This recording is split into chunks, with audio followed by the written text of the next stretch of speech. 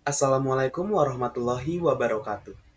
Perkenalkan, nama saya Evan Stefana Nenggolan dengan NPM 2506604762.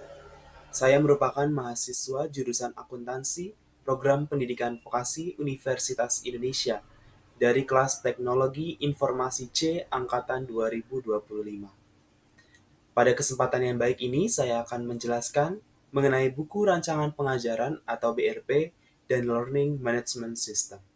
Presentasi ini merupakan pemenuhan tugas dari mata kuliah Teknologi Informasi dengan dosen pengampu Bapak Dendi Rohandi MTI dengan judul video Learning Management System. Lalu, apa saja yang akan menjadi pembahasan dalam video kali ini?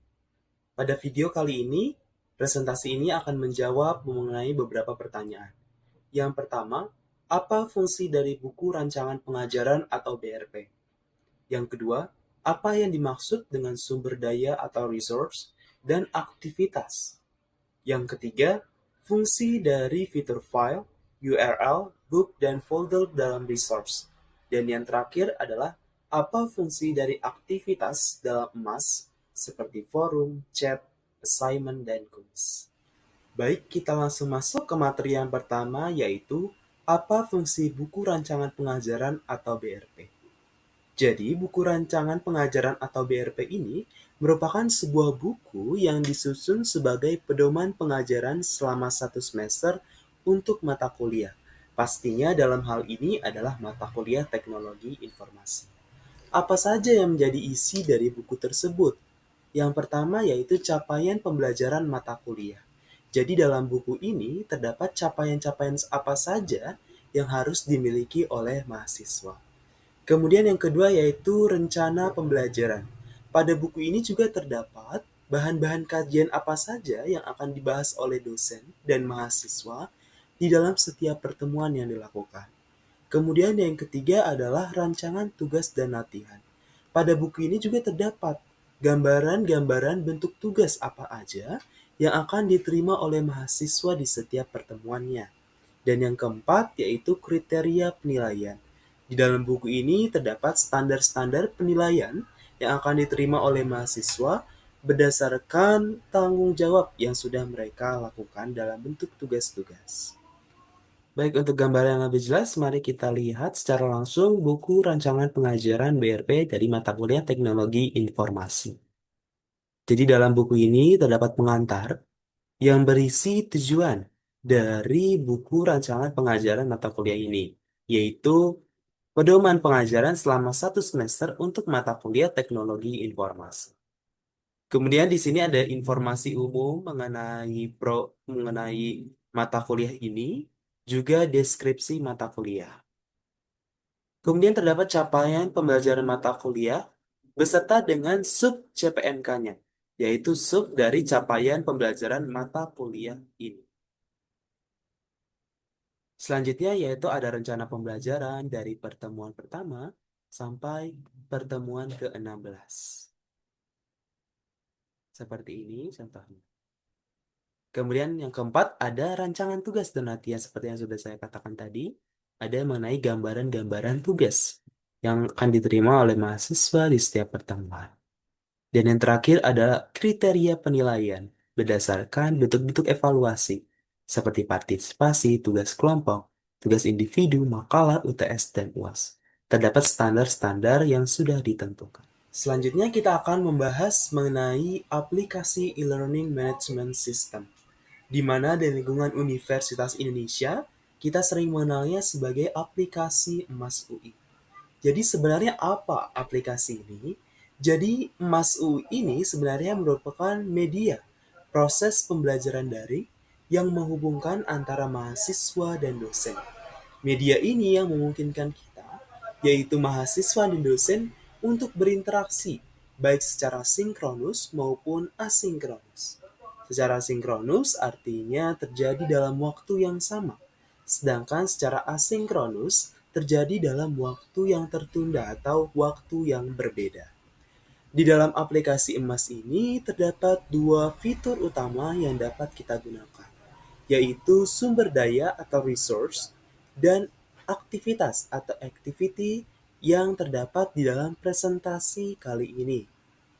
Dalam sumber daya atau resource merupakan media yang dapat digunakan oleh dosen untuk menyimpan segala materi, seperti PowerPoint, video, e-book, dan sebagainya. Sedangkan yaitu aktivitas merupakan fitur atau menu yang dapat kita gunakan untuk berinteraksi secara interaktif yang harus dilakukan oleh mahasiswa, seperti forum atau chat, kemudian melaksanakan tugas atau assignment untuk mengumpulkan tugas. Kita juga bisa mengerjakan kuis-kuis yang diberikan oleh dosen di fitur ini. Kita akan membahas lebih lanjut mengenai dua fitur utama ini di dalam slide-slide berikutnya. Baik, yang pertama yaitu sumber daya atau resource, yang merupakan media untuk menyimpan segala materi yang diberikan oleh dosen. Apa saja? Seperti file, untuk menyimpan PowerPoint, file video, dan sebagainya. Yang dalam hal ini seperti gambaran di samping, dapat disimpan silabus matematika keuangan dalam berbentuk docs. Kemudian ada juga file-file PDF seperti gambar-gambar yang disediakan di berikut ini. Kemudian kita juga bisa menyimpan tautan-tautan atau URL seperti tautan video atau tautan-tautan dari sumber pembelajaran yang lain. Kemudian kita juga bisa menyimpan e-book dan folder, yaitu sebuah kelompok dokumen.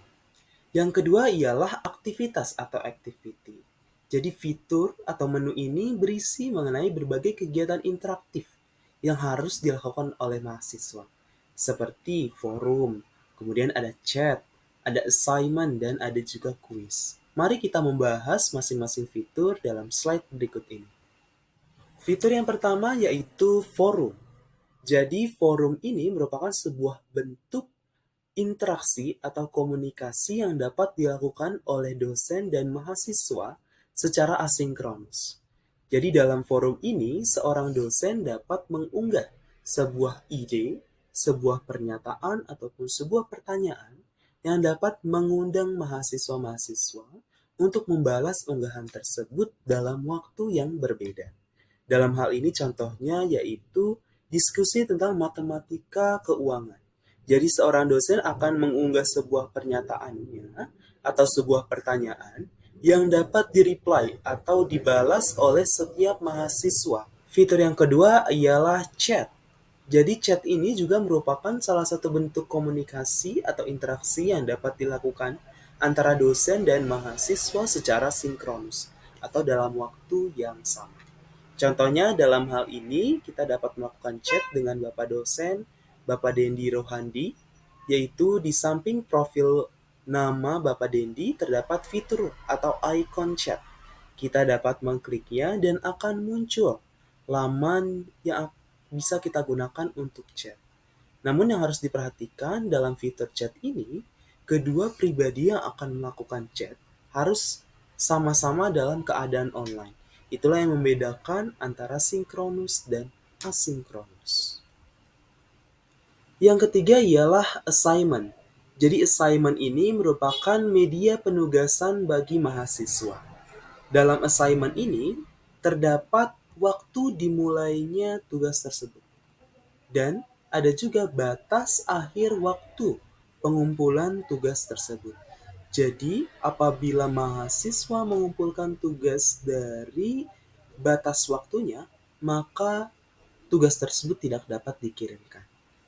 Kemudian dalam assignment ini juga terdapat deskripsi mengenai petunjuk soal, apapun pelaksanaan mengenai penugasan tugas-tugas tersebut. Kemudian dosen juga dapat menyisipkan dokumen yang dapat berisi soal maupun petunjuk teknis terkait pelaksanaan tugas-tugas yang diberikan. Dan yang terakhir yaitu ada fitur add submission, yaitu tempat di mana mahasiswa dapat mengumpulkan tugas yang sudah dikerjakan. Baik, yang keempat yaitu fitur quiz. Jadi fitur quiz ini merupakan media penugasan yang dapat diberikan oleh dosen kepada mahasiswa untuk mengerjakan soal-soal secara langsung.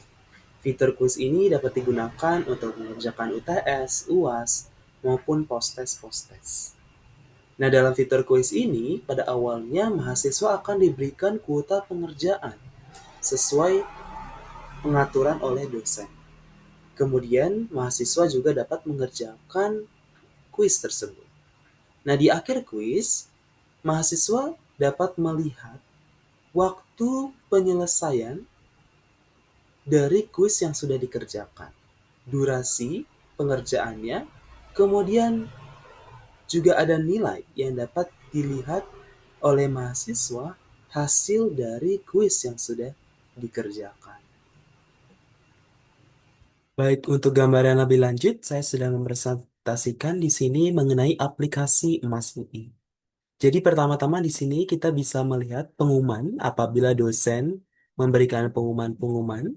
Kemudian kita juga di sini bisa melihat salah satu sumber daya yaitu file berupa buku PDF. Kemudian di sini dosen juga dapat membuat topik-topik yang dapat dilakukan di setiap pertemuannya, yang berisi dapat berupa deskripsi, kemudian juga materi. Bisa kita lihat di sini dosen dapat memberikan materi berupa PDF. Kemudian juga kita dapat mengumpulkan tugas seperti berikut ini. Jadi ini bukan tempat pengumpulan tugas. Ya, jadi di sini ada tanggal pembukaan tugas tersebut, kemudian batas akhir dari pengumpulan tersebut. Kemudian ada waktu atau kuota yang diberikan oleh dosen kepada mahasiswa, sehingga mahasiswa dapat mengumpulkan tugasnya sesuai tepat waktu. Itulah penyampaian materi dari saya terkait buku rancangan pengajaran dan e-learning management system atau EMAS. Mohon maaf apabila terjadi kesalahan dalam penyampaian materi, dan saya ucapkan terima kasih.